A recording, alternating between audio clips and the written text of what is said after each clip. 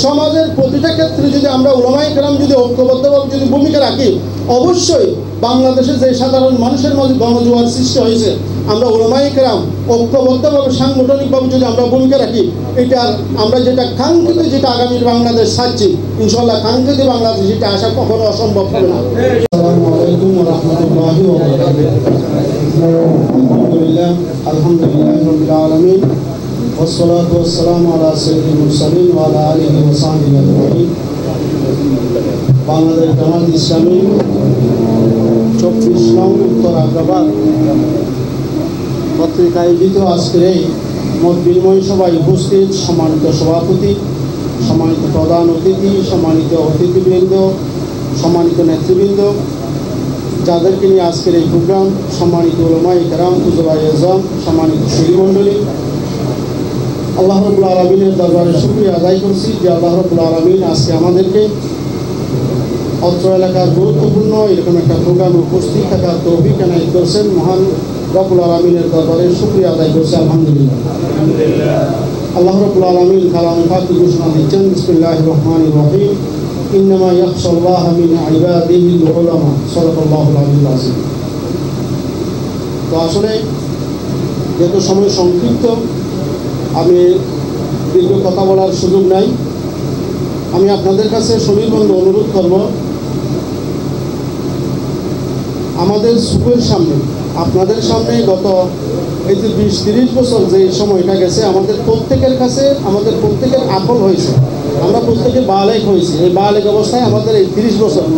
আসসালামু আলাইকুম ওয়া রাহমাতুল্লাহ।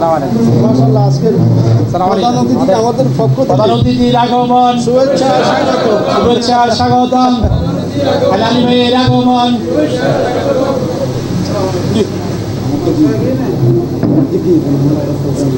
আচ্ছা আচ্ছা, তো এই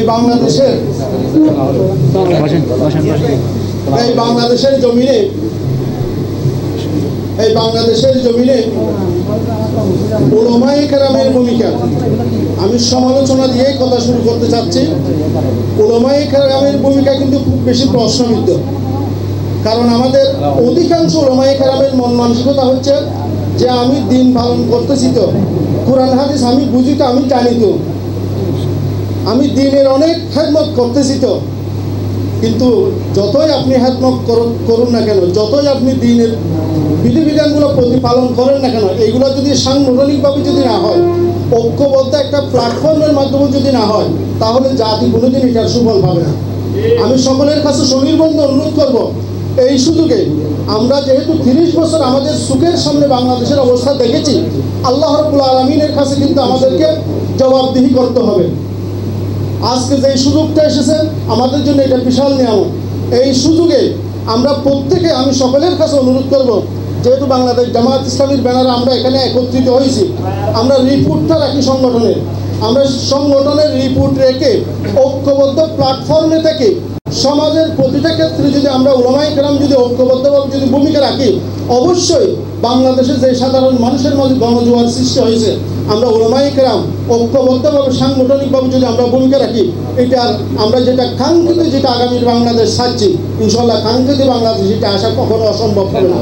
এবং সেটা আমাদের ছাত্ররা ঢাকা ইউনিভার্সিটি থেকে শুরু করে, জাহাঙ্গীর বিশ্ববিদ্যালয় থেকে শুরু করে, ইনশাআল্লাহ আগামী 15 তারিখ আপনার সাতসু চট্টগ্রাম বিশ্ববিদ্যালয় থেকে শুরু করে এবং রাজশাহী ইউনিভার্সিটির যে নির্বাচন, এইগুলোর দ্বারা আপনারা দেখতেছেন। সুতরাং কেন আমরা বসে থাকবো আলম হিসাবে? আমাদেরকে আল্লাহ পাক যেই নিয়ামত দিয়েছেন, এই নিয়ামতকে বাংলাদেশ জামাত ইসলামীর ব্যানারে সাংগঠনিক কাঠামোয় আমরা সমন্বয় করে আগামী দিনের নির্বাচন, শুধু নয় নির্বাচন যাই হোক না কেন, আমরা সমাজে গুরুত্বপূর্ণ ভূমিকা পালন করব, এই প্রত্যাশা রেখে আমাদের প্রধান অতিথি সহ সম্মানিত সকলকে ধন্যবাদ, মুবারকবাদ জানিয়ে আমি আমার সংক্ষিপ্ত কথা এখানে শেষ করলাম। আসসালামু আলাইকুম ওয়া রাহমাতুল্লাহি ওয়া বারাকাতুহু।